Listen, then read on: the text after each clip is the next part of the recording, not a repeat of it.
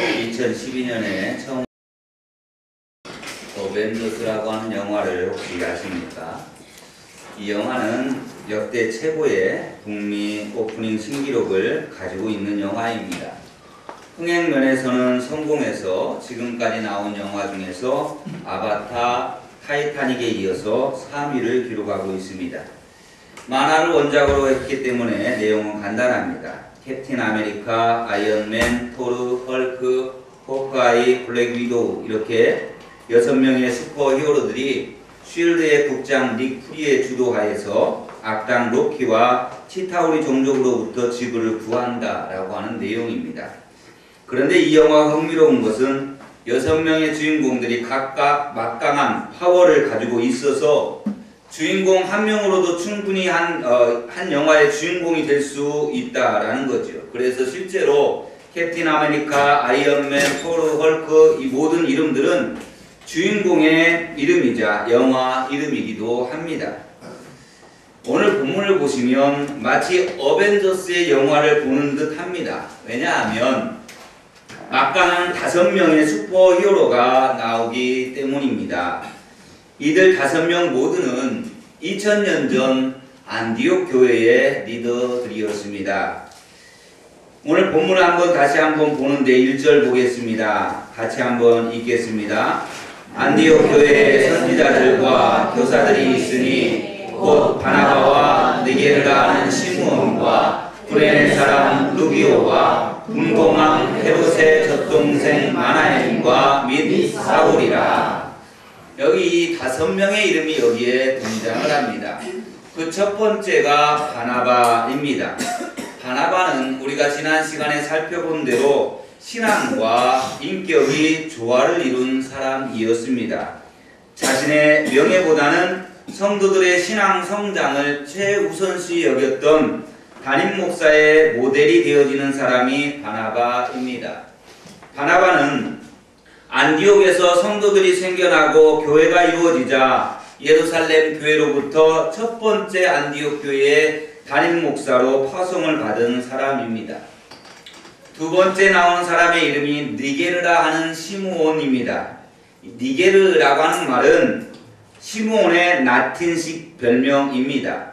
니게르의 뜻은 검다라고 하는 의미입니다. 그러니 시므온은 흑인이었던 것 같습니다.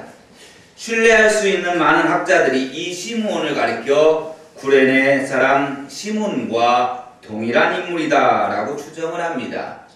구레네는 지난 시간에 우리가 살펴본 대로 이집트에서 서쪽에 있는 북아프리카 대륙에 있는 지명입니다. 그러므로 구레네 사람이 바로 흑인들입니다. 저명한 신학자인 F.F. 브루스나 존 스토트 목사님은 모두가 그렇게 구레네 시몬과 이 니게르라 하는 시몬과 동일 인물이라고 말씀하고 있습니다.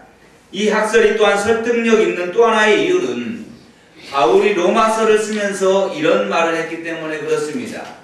로마서 16장 13절에 주 안에서 택하심을 입은 루포와 그의 어머니에게 문안하라. 그의 어머니는 곧 내 어머니니라 라고 그렇게 표현을 합니다. 여기에서 말하는 이 루포가 바로 구레네 사람 시몬의 아들입니다. 그래서 루포의 어머니는 당연히 구레네 사람 시몬의 아내입니다. 그런데 바울은 지금 이 구레네 사람 시몬의 아내를 자신의 어머니와 같은 분으로 소개합니다. 아마도 바나바가 바울을 다소에서 안디옥으로 불러왔을 때에 기거할 수 있는 처소가 없었던 바울은 이 구레네 사람 시몬의 집에 거처를 정한 것 같습니다. 그리고 구레네 사람 시몬의 아내는 자신의 교회의 사역자로 온 이 바울을 아들처럼 잘 챙겨준 것입니다.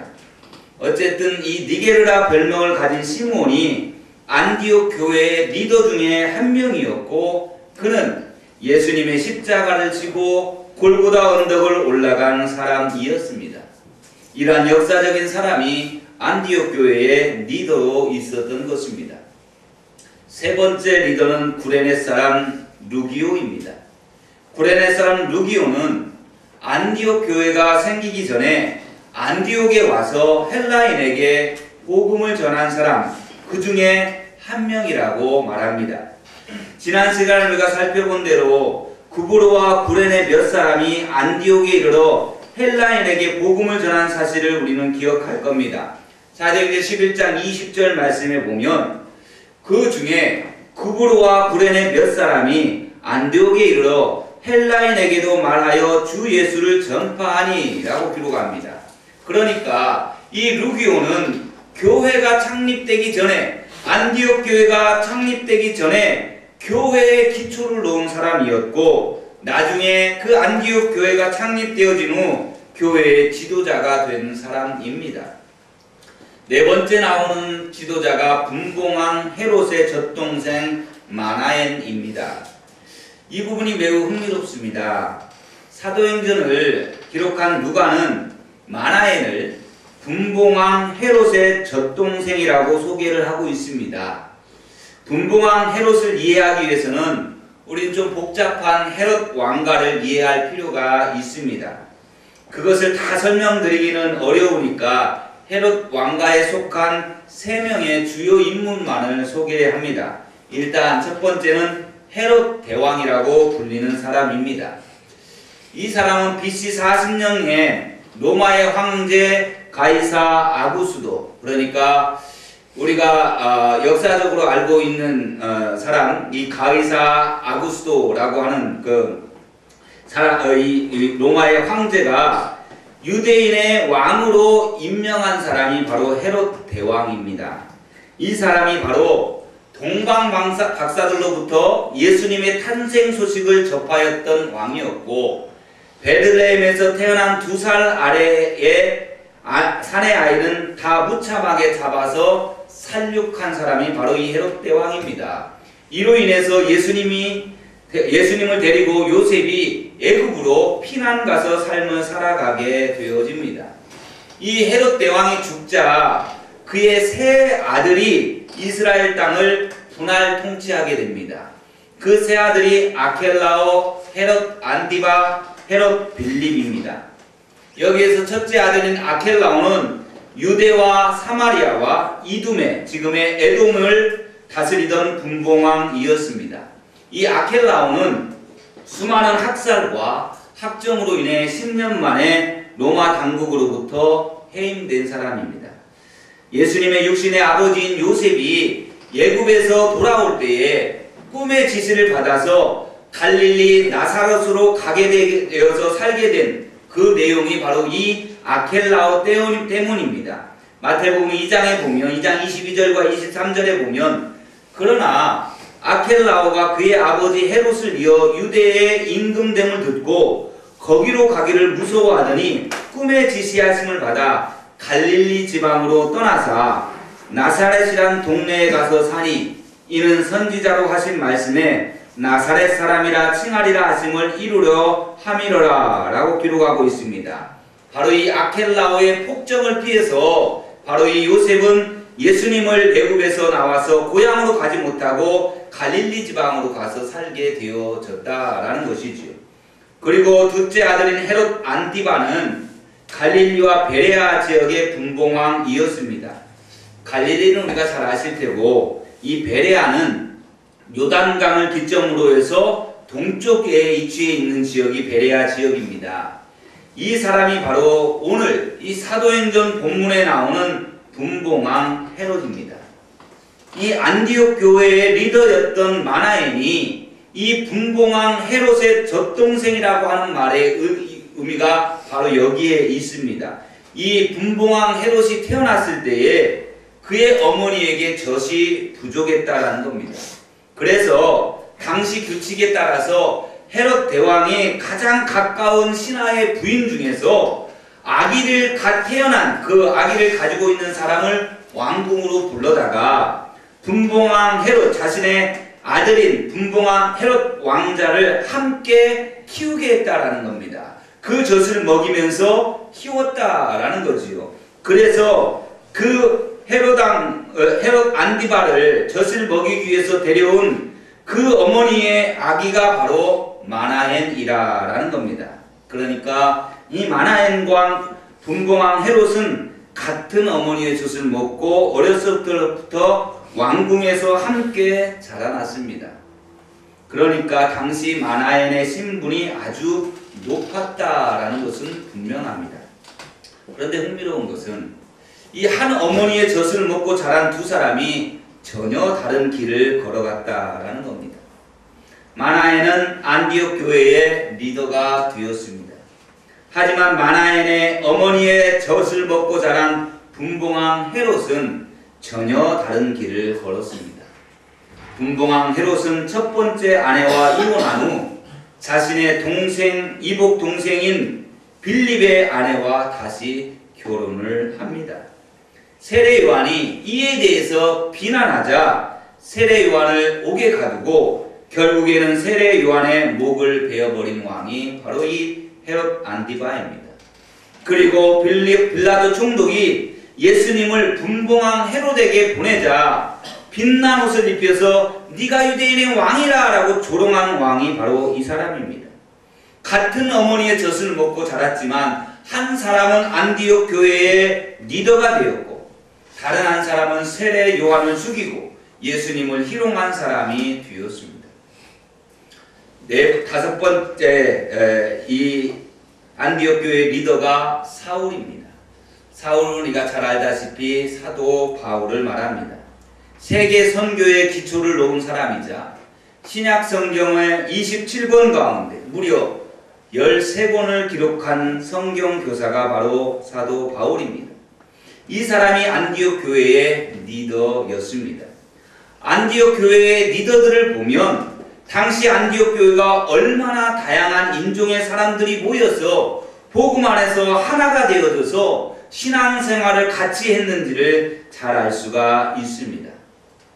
이제 오늘 우리는 본문의 내용으로 한번 넘어가서 본문의 배경을 살펴보려고 합니다. 오늘 이야기는 지난주에 말씀드렸던 안디옥 교회에서의 똑같이 일어난 일입니다. 지난 주일에는 안디옥 교회가 어떻게 세워졌는지, 그리고 안디옥 교회에 어떤 목회자가 왔고 어떤 성경 교사가 와서 그들을 가르쳤는지에 대해서 설명을 드렸습니다. 그리고 이 바나바와 바울이 1년간 안디옥 교회를 섬김으로 안디옥 교회가 최초로 세상 사람들로부터 그리스도인이라 진짜 예수쟁이라고 하는 별명을 얻었다라고 말씀을 드렸습니다. 그리고 아가보라고 하는 사람이 기근에 대해서 예언을 합니다. 그 예언처럼 정말 천하에 큰 흉년이 찾아오게 됩니다. 예루살렘 교회가 이 흉년으로 인하여 큰 어려움을 겪게 되어집니다. 그런데 예루살렘 교회만 어려움을 겪었겠습니까? 천하의 흉년이 왔기 때문에 안디옥 교회도 마찬가지로 어려움을 겪었을 것입니다. 그런데 예루살렘 교회가 어려움을 겪는다는 소식을 듣고 이 안디옥 교회는 그들을 도울 헌금을 하게 되어집니다. 그리고 그 헌금을 모아서 바나바와 사울을 예루살렘 교회에 보냅니다. 그리고 그 부조금, 그 구제 헌금을 전달하고 돌아오도록 합니다. 오늘은 그 본문과 이어지는 내용입니다. 사도행전 12장 25절에 바나바와 사울이 부조하는 일을 마치고 마가라 하는 요한을 데리고 예루살렘에서 돌아오니라 라고 그렇게 기록합니다. 그러니까 이 부조의 일을 마치고 한 사람을 더 데리고 옵니다. 그게 바로 마가 요한입니다. 그를 데리고 다시 돌아왔는데 문제는 이 다음에 일어난 사건입니다. 13장 1절부터 13절까지의 말씀에 보면 안디옥 교회에 선지자들과 교사들이 있으니 곧 바나바와 니게르라 하는 시몬과 구레네 사람 루기오와 분봉왕 헤롯의 젖동생 마나엔과 및 사울이라 주를 섬겨 금식할 때에 성령이 이르시되 내가 불러 시키는 일을 위하여 바나바와 사울을 따로 세우라 하시니 이에 금식하며 기도하고 두 사람에게 안수하여 보내니라 라고 기록하고 있습니다. 이들이 주님을 섬기며 금식할 때에 성령께서 그들에게 말씀하셨다라는 겁니다. 그런데 그 내용이 기가 막힌 내용입니다. 바나바와 사울을 따로 세우라라는 겁니다. 이게 무엇을 의미하는가 하면 그들의 행동을 보면 우리가 알 수가 있습니다. 3절에 이에 금식하며 기도하고 두 사람에게 안수하여 보냈다라고 기록합니다. 바나바와 바울을 따로 세우라, 이 말은 그들을 선교사로 파송하라라고 하는 것입니다. 안디옥 교회는 바나바와 사울을 예루살렘으로 부조금을 전달하러, 구제헌금을 전달하러 보낼 때에 잠시 다녀오도록 했을 것입니다. 바나바는 예루살렘 교회로부터 파송받은 담임 목사이기 때문에 그를 보내었고, 그리고 사울은 예루살렘 교회로부터 안디옥 교회의 사역자라는 것을 인정받아야 했기 때문에 이 둘을 그래서 보낸 겁니다. 그리고 그들은 그 부조금을, 그 구제헌금을 전달하고 기타 업무를 보고 난 다음에 다시 돌아온 겁니다. 그런데 무슨 목적인지는 잘 모르겠지만 교회 전체가 금식하며 기도회를 시작을 했다라는 겁니다. 그런데 이 금식하며 기도할 때에 성령께서 그들에게 말씀하신 겁니다. 바나바와 사울을 따로 세우라.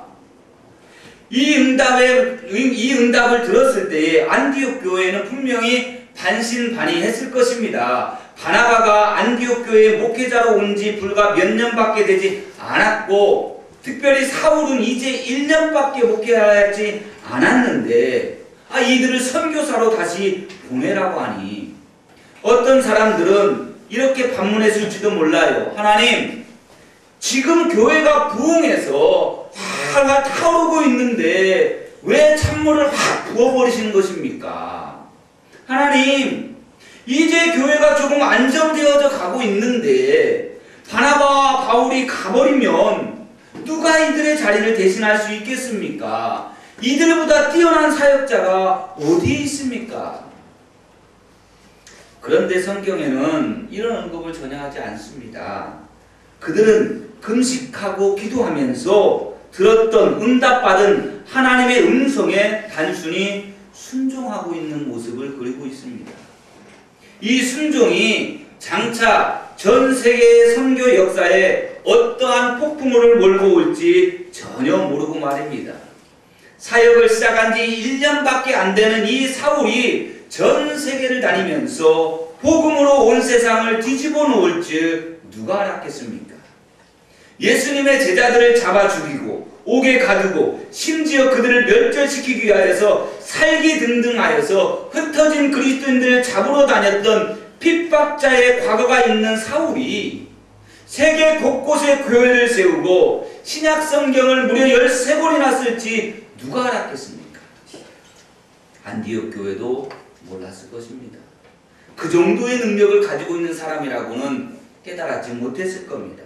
하지만 성령께서 말씀하실 때 그들이 순종하자 그들을 통하여 하나님의 역사가 일어나게 된 것입니다. 우리가 안디옥 교회로부터 배울 점이 그러면 무엇이겠습니까? 우리도 어떻게 하면 그들처럼 하나님의 말씀에 순종하는 삶을 살 수 있을까요? 본문을 중심으로 해서 간단히 세 가지에만 정리하고 말씀을 냈습니다. 첫째는 예배하고 금식하고 기도할 때 하나님의 음성을 보다 분명히 들을 수가 있습니다.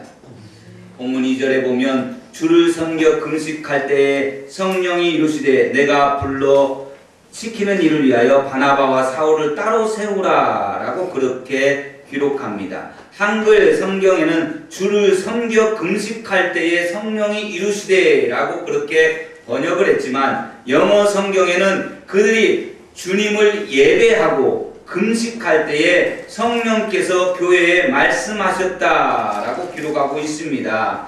또 13장 3절에도 이렇게 말하지요. 이에 금식하며 기도하고 두 사람에게 안수하여 보내니라 라고 기록합니다. 이 말은 이 두 구절을 통해서 우리가 알 수 있는 이 금식이라고 하는 것은 항상 예배와 연결이 되어져 있고 금식은 항상 기도와 연결이 되어져 있다라는 겁니다. 금식은 그 자체로서의 의미를 가지는 것이 아닙니다. 만약 금식을 하되 금식이 예배나 기도와 연결되지 않으면 그냥 굶식이 되어버리고 마는 겁니다. 하지만 예배하고 기도할 때 금식과 함께하면 우리가 더욱 영적으로 깨끗해집니다. 그래서 하나님의 음성을 보다 깨끗하게 들을 수가 있게 되는 것입니다. 만약 여러분 중에 하나님의 음성 듣기를 원하신다면, 하나님의 인도를 구하셔야 할 일이 있다라면 금식하며 기도하시면 도움이 되실 것입니다. 하지만 분명히 기억해야 할 것은 그냥 음식을 먹지 않는 것이 아니라 예배를 통해서 기도와 함께 금식을 해야 한다라는 말씀입니다. 지난 금요기도회에서 소개해드린 용욱이라고 하는 초등학교 3학년 어린이가 주님께 드린 편지를 소개하려고 합니다. 사랑하는 예수님, 안녕하세요. 저는 벌집에 살아요. 한 울타리에 55가구가 사는데 방 벽에 번호가 써 있어요. 우리 집은 32번이에요. 우리 식구는 외할머니와 엄마, 동생 용숙이랑 4식구가 살아요. 우리 방은 박스만 해서 4식구가 함께 잠을 잘 수가 없어요. 그래서 어머니는 술집에서 일하시고 그곳에서 주무시고 새벽에 오세요. 할머니는 한 달에 2번 치료사업장에 가서 돈을 버시고 아버지는 청송감호소라고 하는 곳에 계시는데 어머니는 우리에게 아버지는 죽었다고 그래요. 예수님, 우리는 참 가난해요. 그래서 동사무소에서 구호 양식을 주는데도 도시락을 못 사가고 가는 날이 더 많아요. 지난 4월 부활절 날 제가 엄마 생각을 하고 회개하면서 운 것을 예수님은 아시지요?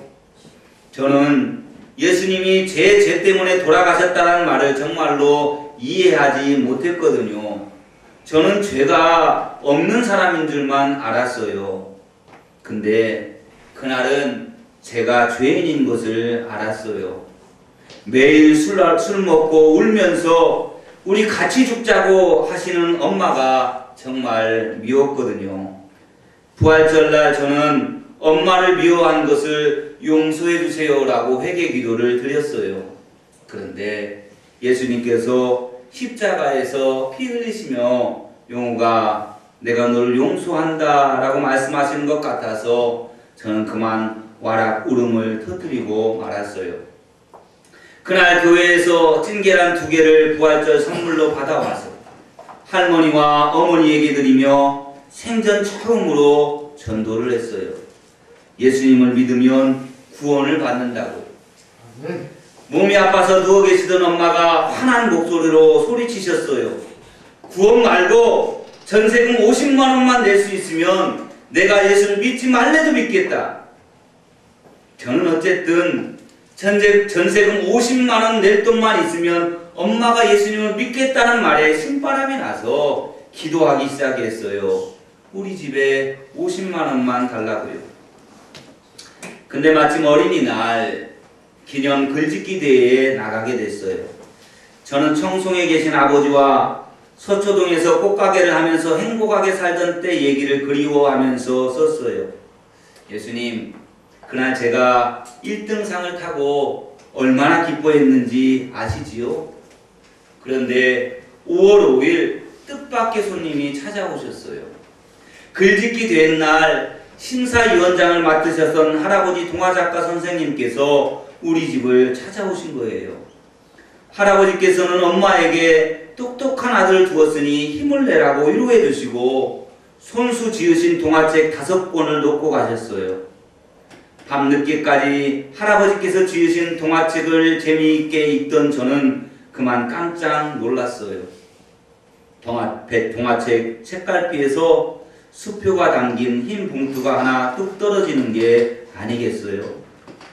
엄마는 참으로 고마우신 분이다. 세상에 아직도 이런 분이 계신구나 라고 하며 눈물을 흘리셨어요. 저는 마음속으로 엄마에게 할아버지께서 가지고 오셨지만 사실은 예수님이 주신 거예요 라고 말했어요. 이후 엄마는 주일날 교회 주일 예배에 가셔서 얼마나 회개하며 오셨는지 2눈이 솔방울만 해가지고 집에 오셨어요. 그런데 저는 그런 엄마를 보는 게 너무나 기뻤어요. 고마우신 예수님, 할아버지께서 사랑으로 주신 수표는 이 다음에 커서 꼭 갚아드릴게요. 이 세상 최고의 예수님을 용욱이가 찬양합니다. 용욱이 올림. 하나님은 기도하는 사람에게 찾아오십니다. 그리고 새로운 세상을 보는 눈을 열어주십니다. 기도는 단지 무엇을 얻는 것으로 그치지 않고 살아계신 하나님을 만나고 영적으로 새로운 세계를 보는 눈을 갖게 해주는 것입니다. 하나님은 오늘도 용욱이처럼 순수하게 믿고 확신하면서 기도하는 자를 찾고 계십니다. 하나님은 당신을 사모하며 만나기를 간절히 원하는 자, 온전한 순종과 믿음을 보이는 자들에게 커다란 축복을 더하십니다. 금식은 바로 이러한 기도와 함께할 때에 참된 의미가 있는 것입니다. 두 번째, 성령의 음성에 우리가 단순하게 순종할 때에 하나님의 역사를 이룰 수가 있습니다. 안디옥 교회 입장에서는 바나바와 바울을 선교사로 파송한다는 것이 엄청난 손실임에 틀림없습니다. 하지만 그들은 그 손실을 계산하지 않습니다. 예배하고 금식하고 기도하면서 들은 성령의 음성이기 때문에 그들은 단순하게 순종한 것입니다. 출애굽한 이스라엘 백성은 광야에서 구름기둥과 불기둥의 인도를 받을 때에 순종했습니다. 구름기둥이 머물면 그들도 머물렀고 구름기둥이 떠오르면 그들도 이동했습니다. 그런데 어떤 날은 지루할 정도로 오랫동안 한 자리에 머물러 있어야만 했었고 어떤 날은 이제 막 장막을 쳤는데 바로 다시 장막을 거두어 떠나야만 하기도 했습니다. 그래도 그들은 순종했습니다. 아마 그들은 이렇게 고백하지 않았을까요? 주님 말씀하시면 내가 나아가리라. 주님 뜻이 아니면 내가 멈춰서리라. 나의 가고 서는 거 주님 뜻에 있으니 오 주님 나를 이끌어 주옵소서. 안디옥 교회 성도들은 성령께서 말씀하실 때 이것저것 따지지 않았습니다. 우리에게도 이런 마음의 자세가 필요한 줄로 믿습니다. 마지막으로 순종에는 반드시 대가가 따른다라는 것입니다. 언제부터인가 기독교가 하나님 중심의 종교가 아니라 나 중심의 종교로 변질되어져 버린 것 같습니다. 하나님께서 말씀하시면 순종해야 합니다. 하나님의 말씀에 순종한다라는 말씀은 지금 내가 가고 있는 길을 벗어나야 한다라는 것을 내포합니다. 그러니까 순종에는 대가가 따른다라는 말씀입니다. 언제부턴가 기독교에서 순종, 희생이라고 하는 단어가 사라진 것 같습니다. 그리고 그 자리에 축복, 평안, 기적이라고 하는 단어가 들어와 버렸습니다. 요즘 설교 시간에 순종하라고 하고 희생하라고 하면 인기 없는 목사라고 한다고 합니다. 반면에 축복받으라고 하고 기적의 주인공이 되라고 이야기하면 인기 있는 목사가 되어진다고 합니다. 사랑하는 여러분, 그러나 기독교의 본질은 순종이고 희생입니다. 왜냐하면 예수님의 삶은 순종과 희생이었기 때문입니다. 그리스도의 성육신, 그리스도의 십자가 모두 순종과 희생이었습니다. 오늘 본문에 나오는 안디옥 교회 성도들은 그렇게 살았습니다. 성령께서 말씀하시자 그대로 순종했습니다. 최고의 교회 사역자들을 세계 선교를 위해서 기꺼이 내어 주었습니다. 바울과 바나바도 마찬가지입니다. 그냥 안디옥 교회에서 사역자로 남았으면 그렇게 모진 고생을 하지 않았을 겁니다. 그들은 예수님의 발자취를 따라 끝까지 순종의 길, 희생의 길을 걸어갔던 사람들입니다. 짐 엘리엇 선교사의 순교 이야기가 우리에게는 잘 알려져 있습니다.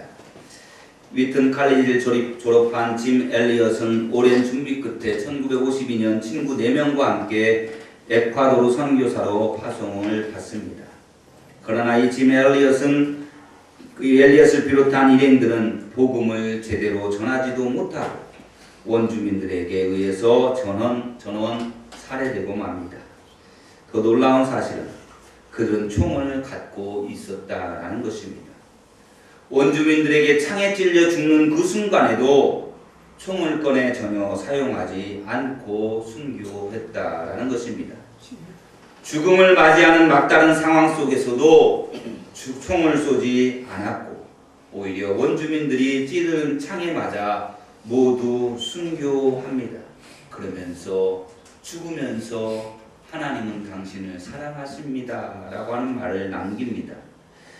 맹수들로부터 자신들을 보호하기 위해서 우리가 총을 가졌을 뿐 복음을 전해야 할 대상을 향하여 그들을 죽이기 위해서 총을 가진 것이 아니다 라는 이유 때문에 그들은 총을 쏘지 않고 죽임을 당했습니다. 그런데 이 이야기는 여기서 끝나지 않습니다. 이 짐 엘리엇의 아내 엘리자베스와 그리고 그의 동료들인 5명의 부인들은 남편이 낳은 아이들과 함께 남편을 무참하게 죽인 그 에콰도르 아우카족을 다시 찾아간 것입니다.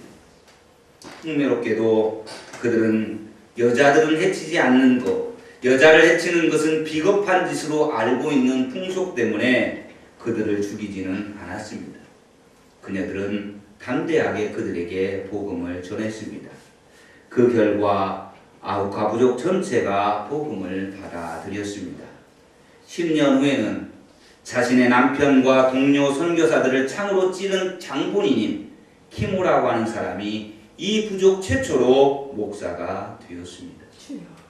짐 엘리엇은 30살도 채우지 못하고 젊은 나이에 죽었습니다. 그런데 그가 학교 다닐 때 쓴 일기장에 이런 글귀가 있었습니다. 영원한 것을 얻기 위해 영원하지 않은 것을 버리는 일은 결코 어리석은 선택이 아닙니다. 만약 그가 영원한 생명보다 자신의 목숨을 먼저 생각했다면 어떠했을까요? 그는 창을 들고 달려드는 원주민들을 향해 총을 발사했을 것입니다. 그렇다면 아우카족은 아무도 예수님을 믿지 않았을 것입니다. 아마도 그는 자신이 저지른 살인을 자책하며 선교사를 그만둘 수도 있었을 것입니다. 짐 엘리엇이 복음을 한마디조차 전하지 못했고 순교했을 때 세상에 보는 눈으로 보기에는 그의 죽음이 얼마나 헛되고 무익한 죽음이었겠습니까? 하지만 하나님께서는 짐 엘리엇과 그의 친구들의 순전한 순종을 통해서 아우카족 전체를 복음화시켰고 그들의 생명을 구원하셨습니다. 말씀을 했습니다. 사랑하는 성도 여러분, 혹시 내가 지금 주님을 위해 그리고 주님의 몸된 교회를 위해 어떠한 순종도 어떠한 희생도 하지 않고 있다면 나는 지금 잘못 살고 있는 것입니다. 이번 한 주간 살아가면서 우리의 삶을 한번 다시 점검해 보십시오. 내가 주님의 제자로서 주님의 길을 걸어가고 있는지 아니면 나 중심의 삶을 살아가고 있지는 않은지 말입니다. 우리 삶을 통해서 하나님께서 큰 영광 받으시는 복된 한 주가 되시기를 간절히 소망합니다.